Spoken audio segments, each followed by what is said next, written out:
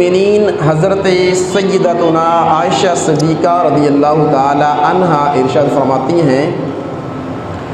زینوا مجالسکم بذکر امراء، کہ اپنی محافل کو، اپنی مجلسوں کو عمر کے ذکر کے ساتھ زینت دیا کرو۔ یہ کون ہے؟ یہ وہ ہستی ہیں جو نبی پاک صاحب لولاک صلی اللہ تعالی وسلم کی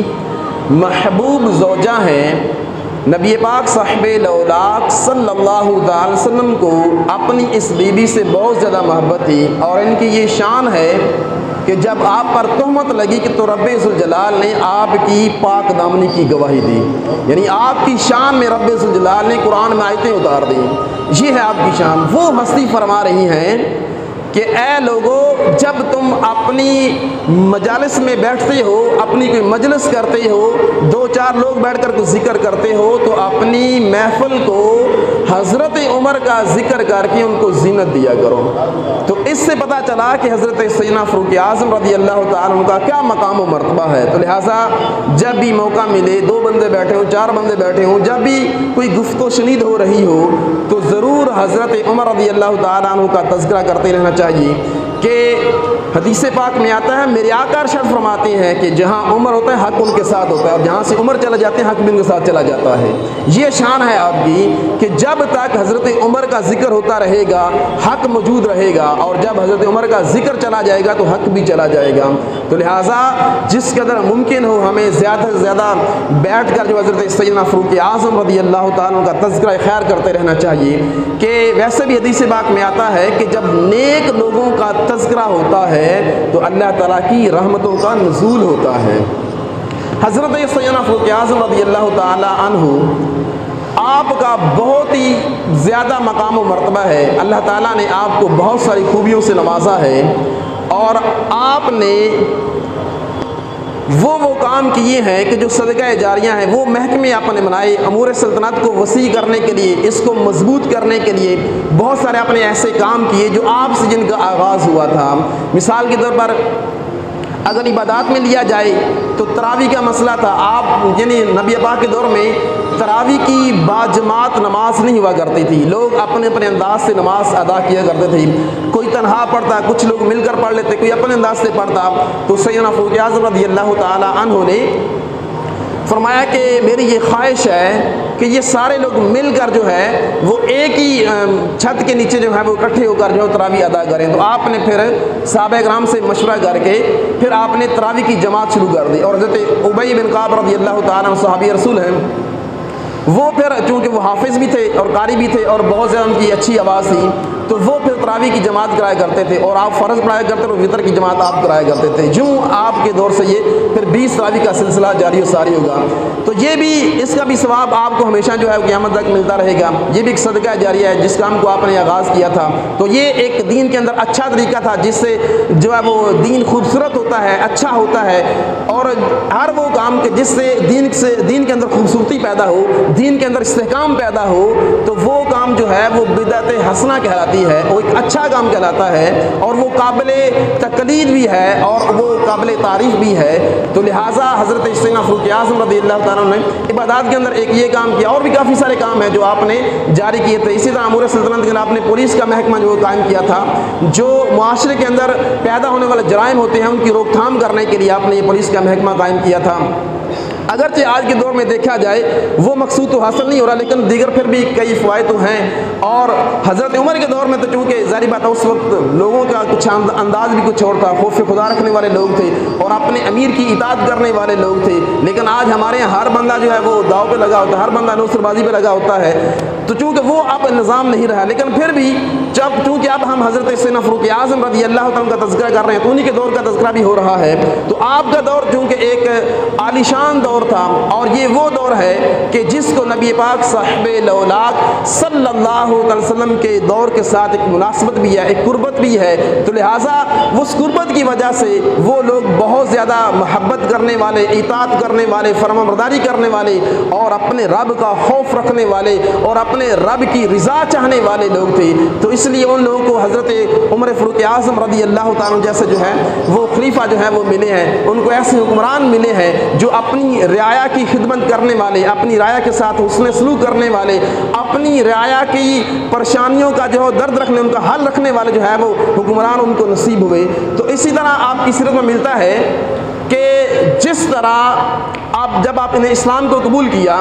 تو اسلام کو قبول کرنے کے بعد جب حکم ہوا ہجرت کرنے کا تو حضرت علی کرم اللہ تعالیٰ عنہ فرماتے ہیں کہ ہم میں سے کوئی شخص ایسا نہیں تھا کہ جس نے اعلانیہ طور پر اعلان کر کے واضح سب کے سامنے جو ہجرت کی ہو سوائے حضرت عمر کے۔ اور جس دن حضرت سیدنا فاروق اعظم رضی اللہ تعالیٰ عنہ نے ہجرت کرنی تھی، آپ گھر سے اس انداز سے نکلتے ہیں کہ آپ نے گلے کے اندر تلوار کو لٹکایا ہوا ہے اور ہاتھ میں جو ہے وہ تیر ہے اور آپ کے کندھے پر جو وہ ترکش ہے۔ چنانچہ آپ اسی عالم میں سین حرم میں تشریف لاتے ہیں اور بیت اللہ کے اندر آ کر آپ سین حرم کے اندر آپ طواف کرتے ہیں۔ طواف کرنے کے بعد مقام ابراہیم پر آپ 2 رکعت نماز نفل ادا کرتے ہیں اور 2 رکعت نماز نفل ادا کرنے کے بعد پھر جب آپ اپنے معاملات سے فارغ ہوتے ہیں تو سین حرم میں مختلف جگہ پر جہاں پر جو ہے وہ مشرکین مکہ کے بڑے بڑے سردار بیٹھے ہوتے ہیں، آپ ہر ایک کے پاس جاتے ہیں اور فردن ہر ایک کو اس کے نام سے مخاطب کر کے ارشاد فرمایا شاہات الوجوہ کہ تمہارے چہرے بگڑ جائیں، تمہارا ناس ہو جائے، تمہاری شکلیں بگڑ جائیں، اور ومن اراد ان تسکلہ امہ کہ تم میں سے جو ارادہ کرتا ہے کہ اس کی ماں بے اولاد ہو جائے، ویتم ولدہ اس کی اولاد یتیم ہو جائے، وترمل زوجتہ اور اس کی زوجہ بیوہ ہو جائے، فلیلکنی ورا ھذا الوادی وہ اس وادی کے پیچھے آئے اور عمر کا مقابلہ کرے۔ لیکن کسی سردار کے اندر یہ ہمت نہ پڑی کہ آپ کو وہ جواب بھی دے سکے۔ پھر آپ نے یہاں تک بس نہیں کیا بلکہ آپ نے دیکھا جو سردار اپنے گھروں پر بیٹھے ہوئے ہیں، آپ ہر سردار کے گھر پر گئے، دروازے پر دستک دی اور آپ نے یہی جملہ ارشاد فرمایا تھا کہ جو اپنی ماں کو بے اولاد کرنا چاہتا ہے، اپنی اولاد کو یتیم کرنا چاہتا ہے، اپنی زوجہ کو بیوہ کرنا چاہتا ہے تو وہ باہر نکلے اور اس وادی کے پیچھے عمر کا مقابلہ کرے، اس کا راستہ روک کر دیکھے۔ لیکن کسی مائی کے لال میں ہمت نہ پڑی کہ آپ کا راستہ روک سکے۔ حضرت برا بن عازب رضی اللہ تعالیٰ عنہ ارشاد فرماتے ہیں کہ سب سے پہلے ہجرت کرنے والے حضرت مصعب بن عمیر رضی اللہ تعالیٰ عنہ،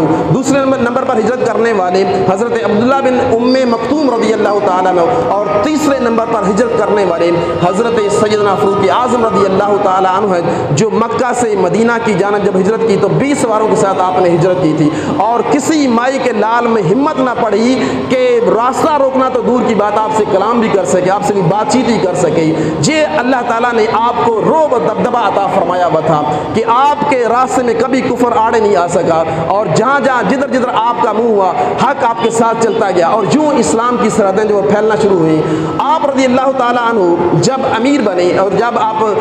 امور سلطنت کو سنبھالا آپ نے تو آپ نے جن کو بھی آپ جب جو گورنر پہلے سے بنے ہوئے تھے یا جن کو آپ نے گورنر بنایا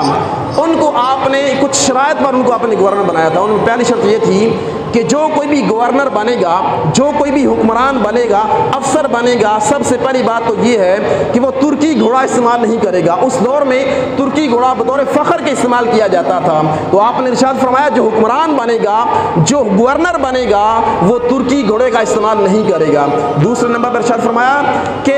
وہ اعلیٰ سے اعلیٰ قسم کا کھانا نہیں کھائے گا، ایک نارملی جو ایک انسان کھانا کھاتا ہے مطلب سادہ کھانا وہ کھایا کرے گا۔ اور تیسرے نمبر پر ارشاد ہے کہ وہ باریک کپڑے نہیں پہنے گا۔ اور چوتھے نمبر پر ارشاد فرمایا کہ وہ اپنے گھر کے دروازے 24 گھنٹے بند نہیں رکھے گا، اس کے گھر کے دروازے ہمیشہ کھلے رہیں گے اور وہ اپنے گھر کے دروازے پر چوکیدار بھی نہیں کھڑا کرے گا، اس لیے کہ اس کی رعایا میں سے، اس کے شہر میں سے جس کسی بندے کو کوئی بھی مسئلہ ہو، کوئی بھی پریشانی، وہ ڈائریکٹ اپنے گورنر تک پہنچے، وہ ڈائریکٹ اپنے حکمران تک پہنچے اور اپنا جو ہے وہ مدعا بیان کر سکے، اپنی پریشانی کا اظہار کر سکے۔ چنانچہ آپ رضی اللہ تعالی عنہ نے یہ جو شرائط قائم کی تھی نا، इन शराइत पर आपने जनाब वो पाबंदी भी फरमाई थी, और जिस किसी हुक्मरान के बारे में, जिस किसी गवर्नर के बारे में आपको अगर शिकायत मिल जाती कि वो हुक्मरान, वो गवर्नर इन शराइत पर पूरा नहीं उतर रहा, तो आप फ़ौरन उसको सस्पेंस कर दिया करते थे, उसको डिसमिस कर देते करते, उसको उस वजारत से, उस ओहदे से उसको उतार दिया करते थे। चुनांचे हज़रत अयाज़ बिन गनम रज़ी अल्लाह ताला अन्हु आपको एक इलाके का जो है वो गवर्नर बनाया हुआ था, लेकिन जब आपके बारे में शिकायत मिली कि आप जो है वो आला किस्म का खाना खाते हैं और आप अपने घर के दरवाजे पर जो है वो दरबान आपने खड़ा किया हुआ है, चौकीदार खड़ा किया हुआ है, इसी तरह की जब और शिकायतें मिली तो आपने एक और सहाबी को भेजा और इरशाद फरमाया कि अयाज़ बिन गनम को जिस हालत में भी पाओ उसको कैद करके मेरे पास ले आओ। चुनांचे जब वो बातें सारी सच हो गई तो आपने अयाज़ बिन गनम को टाट का लिबास बनाया, कंबल का लिबास बनाया और एक बकरियों का रेवड़ दिया और इरशाद फरमाया तुम इंसानों पर हुकूमत करने के लायक नहीं हो, ये बकरियां ले जाओ पहाड़ों जाकर तुम चराया करो। तो पता चला कि जो आपकी शराइत पर पूरा नहीं उतरता था आप उसको बादशाह से चरवाहा बना दिया करते थे, और आपकी ये शान थी। आपका एक तारीख साज जुमला है, आप इरशाद फरमाया करते थे कि अमूर सल्तनत के अंदर जब तक इतनी सख्ती ना की जाए कि उसको जबर से ताबीर किया जाए, निज़ाम खिलाफत चल नहीं सकता, और उसके अंदर इतनी नरमी भी ना की जाए कि उसको सुस्ती से ताबीर किया जाए। और आपकी ये शान है कि आप जिसको गवर्नर बनाते थे ना उसका पूरा बैंक बैलेंस, उसका पूरा असासा वो आप जमा फरमाते थे और उसका हिसाब किताब आप लेते थे कि तुम्हारे पास कितना असासा है। फिर जब उसको उस मनसब से उतारते थे फिर उसके बाद देखा जाता था कि अब इसके पास कितना असासा है। अच्छा, ये सिर्फ ऐसा नहीं है कि शुरू में और बाद में क्या करते थे, बल्कि बाज़ का तो वो दौरान जिम्मेदारी, यानी जब वो गवर्नर अपनी जिम्मेदारी पर कायम है, काम कर रहा है, बाज़ का इस दौरान के अंदर भी, यानी इस दौरान जिम्मेदारी भी बाज़ का आप असासे चेक कर लिया करते थे। हज़रत साद बिन अबी वक़ास रज़ी अल्लाह ताला अन्हु जो अशरा मुबशरा में से है, आपने असासे जमा करने को हुक्म फरमाया कि अपना असासा इकट्ठा करो और मुझे उसकी तफसील दो कि तुम्हारे पास कितने असासा जाते हैं, तुम्हारे पास कितना बैंक बैलेंस है। चुनांचे जब हज़रत साद बिन अबी वक़ास रज़ी अल्लाह ताला अन्हु ने अपने पूरे माल व असबाब का डाटा जब आपको दिया ना तो आपने देखा ये तो कसीर माल है, हालांकि ये आपका ज़ाती माल था, तो आपने उस माल के दो हिस्से कर दिए और एक हिस्सा आपने हुक्म इरशाद फरमाया कि बैतुल माल में जमा कर दिया जाए और एक हिस्सा हज़रत साद बिन अबी वक़ास को आपने अता फरमाया कि इससे तुम्हारा गुजारा हो जाएगा, ये तुम्हारी जान के लिए काफ़ी है। तो ये है हज़रत सैयदना फ़ारूक़ आज़म रज़ी अल्लाह ताला अन्हु अपनी रियाया के साथ बहुत ज़्यादा हमदर्दी करने वाले, अपनी रियायत की मुश्किलों को हल करने वाले, उनकी तकलीफ़, उनके दुख दर्द में शरीक होने वाले थे। और आपके अंदर इतना जज्बा था अपनी रियाया की खबरगिरी रखने का, अपनी रियाया का ख्याल रखने का, इतना जज्बा था कि जब आपकी ज़ोजा का इंतकाल हो गया था तो आप रात के वक्त भेस बदल कर जो है वो मदीने की गली कूचों का दौरा किया करते थे और आप देखा करते थे कि कहीं कोई भूखा तो नहीं सो रहा, कहीं कोई किसी मुश्किल में परेशान तो नहीं है, कोई किसी टेंशन में मुब्तला तो नहीं है। एक मरतबा ऐसा हुआ कि आप मदीना शरीफ के अंदर इसी तरह वो दौरा करते हुए थोड़ा बाहर निकले तो क्या देखते हैं कि एक झोंपड़ी सी है और झोंपड़ी से रात के वक्त धुएं की जो है वो धुआं निकल रहा है। आप परेशान हो गए कि रात को धुआं क्यों निकल रहा है। जब जाते हैं करीब जाकर देखते हैं तो पता चलता है कि वो खातून बेवा है और उसके चंद एक बच्चे हैं जो भूख की वजह से बिलक रहे हैं और रो रहे हैं, और उस खातून ने बच्चों को बहलाने के लिए हंडिया के अंदर पत्थर डालकर जो है वो चूल्हे के ऊपर रखा हुआ है और बच्चों को ये तसल्लियाँ दे रही है कि हंडिया पक रही है, जब खाना पकेगा तो मैं तुम्हें खाना दे दूंगी। चुनांचे जब सैयदना फ़ारूक़ आज़म रज़ी अल्लाह ताला अन्हु ने उस खातून से पूछा कि ये बच्चे क्यों रो रहे हैं, तो उस खातून ने बताया कि 3 दिन से हम फाके से हैं, हमारे घर में खाने पीने का कोई सामान नहीं है, बच्चे भूख की वजह से रो रहे हैं और मेरे पास कोई ऐसी चीज़ तो है नहीं, इसलिए मैंने ये हिला किया हुआ है कि पत्थरों को हांडिया के अंदर डालकर मैंने चूल्हे पर चढ़ाया हुआ है ताकि बच्चे ये सोच कर जो सो जाएंगे खाना पक रहा है और मैं उनको बहला रही हूँ। जब फ़ारूक़ आज़म रज़ी अल्लाह ताला अन्हु को जब ये पता चलता है ना तो आप आबदीदा हो जाते हैं, दिल परेशान हो जाता है, फ़ौरन वापस आते हैं और बैतुल माल में आकर जो खाने पीने की जो चीज़ें होती हैं वो एक तोड़े के अंदर आप बंद करते हैं और उनको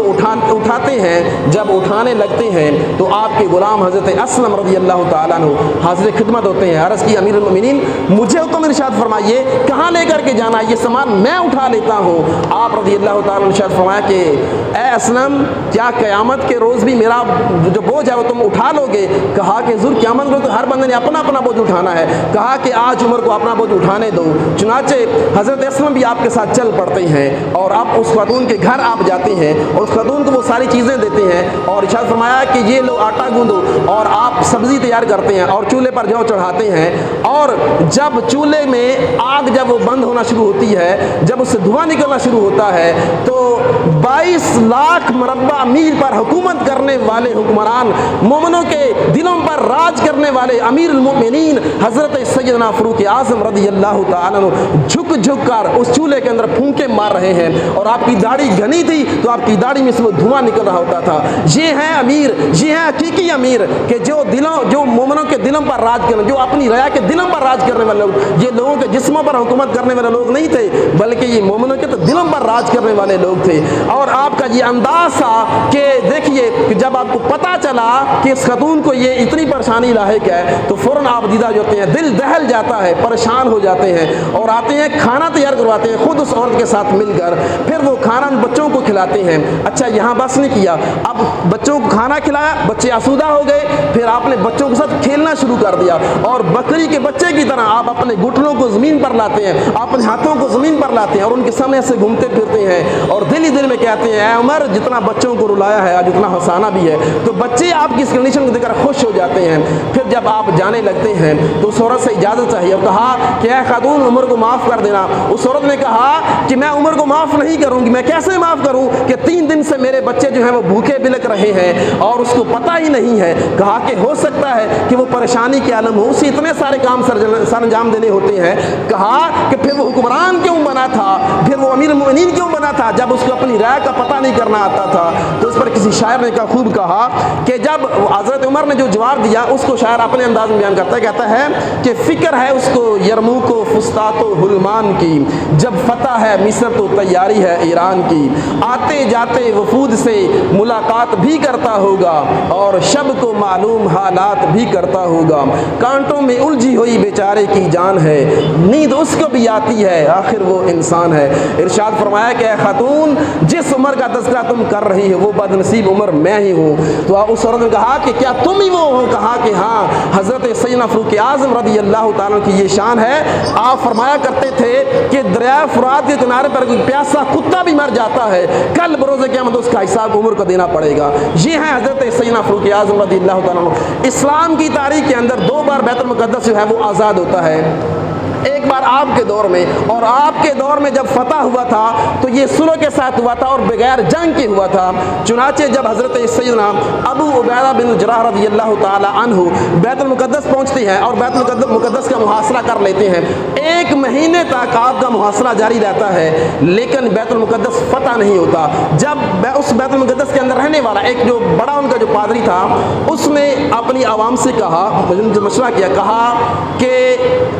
میں نے آسمانی کتابوں کے اندر ایک شخص کی کچھ نشانیاں پڑھی ہیں، اگر ان کے لشکر میں وہ شخص موجود ہے تو میں تمہیں مشورہ دیتا ہوں کہ ان کے ساتھ آپ صلح کر لیں اور ان کے حوالے بیت المقدس کر دیں، اور اگر وہ نشانی ان کے سپہ سالار کے اندر، ان کے حکمران کے اندر نہیں ہے پھر ہم ان کے ساتھ جنگ کریں گے اور یہ ہم سے بیت المقدس چھین نہیں سکتے ہیں۔ چنانچہ جب یہ بات انہوں نے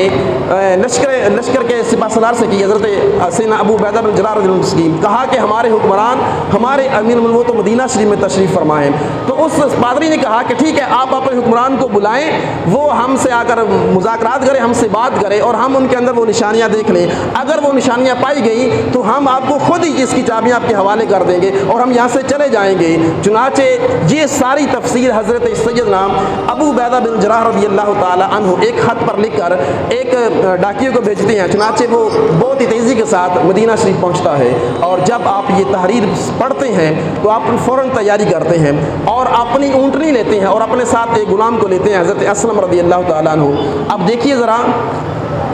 کام ریاست کا ہے، کام ریاست کا ہے لیکن آپ نے ریاست کی سواری استعمال نہیں کی ہے۔ کہا کہ ان لوگوں نے میری ڈیمانڈ کی ہے، ان لوگوں نے مجھے بلایا ہے، لہٰذا میں اپنی سواری پر جاؤں گا، اور آپ اپنی اونٹنی پر جو ہے وہ سوار ہوتے ہیں۔ اچھا اب یہ چلنے کا انداز یوں تھا کہ ایک منزل تک حضرت سیدنا فاروق اعظم رضی اللہ تعالیٰ عنہ سواری پر ہیں اور آپ کا غلام آگے نکیل پکڑ کر چل رہا ہے. پھر ایک منزل پر جو ہے یہ غلام سواری پر ہوتا ہے اور امیر المومنین آگے نکیل پکڑ کر چل رہے ہوتے ہیں. اتفاق کچھ یوں ہوتا ہے کہ جب آپ اس مفتوح علاقے میں پہنچتے ہیں تو باری اس غلام کی آ جاتی ہے سواری کرنے کی اور آپ کی باری آ جاتی ہے آگے نکیل پکڑنے کی. تو آپ نے جب نکیل پکڑنا چاہی نا تو اس غلام نے کہا کہ حضور یہ تو مفتوح علاقہ ہے, یہاں پر تو کفار کی حکومت ہے, تو وہ کہیں کوئی غلط نہ سمجھے, میں چاہتا ہوں کہ آپ سواری پر ہی تشریف فرما رہے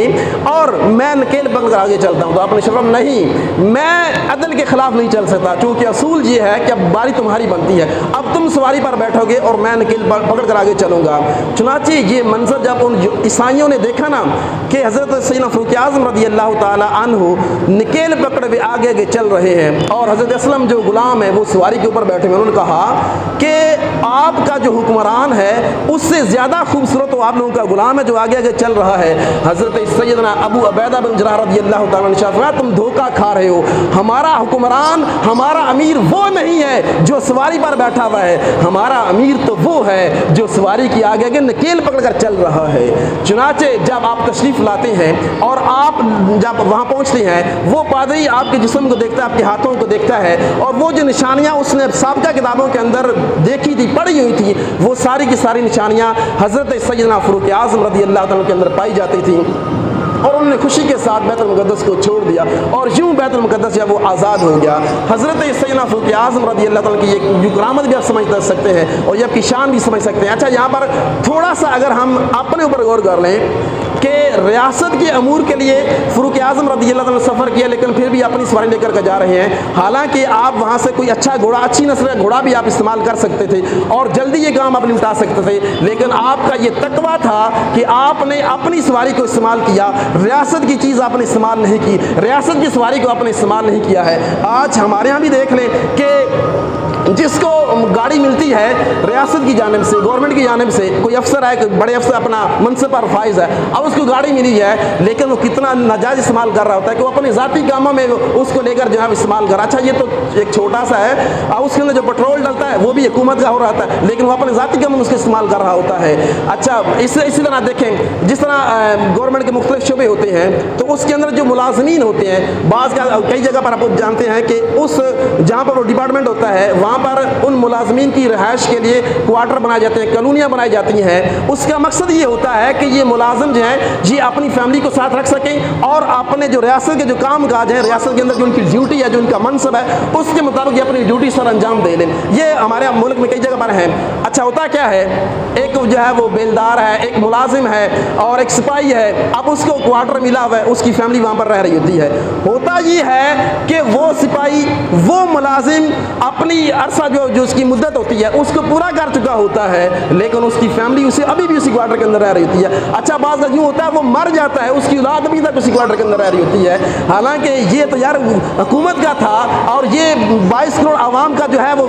چوسا ہوا خون تھا جو ایک بندہ استعمال کر رہا ہے. اب یہ وہ شخص تھا جو ایک عام شہری تھا, جو ایک عام پاکستانی تھا, اب اس کو تو اتنا ہی موقع ملا نا کہ اس کو ایک کوارٹر ملا تو یہ چھوڑنے کے لیے تیار نہیں ہے. تو جس کو اتنا بڑا عہدہ مل جائے تو ظاہری بات وہ اپنے عہدے کے مطابق جو ہے وہ اس عوام کو لوٹے گا, اس عوام کا خون چوسے گا. میٹھے اور پیارے اسلام بھائیو,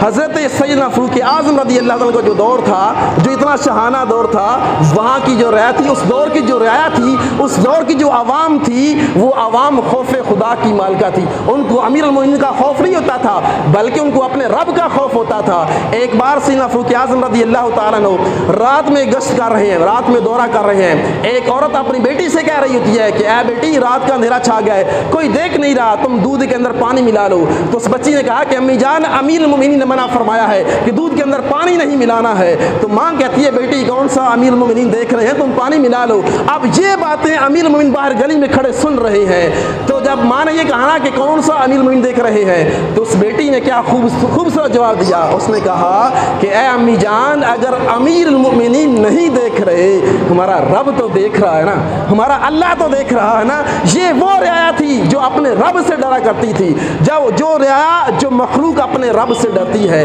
تو اللہ تعالیٰ بھی ان کو حضرت عمر جیسے جو ہے وہ حکمران عطا فرمائے.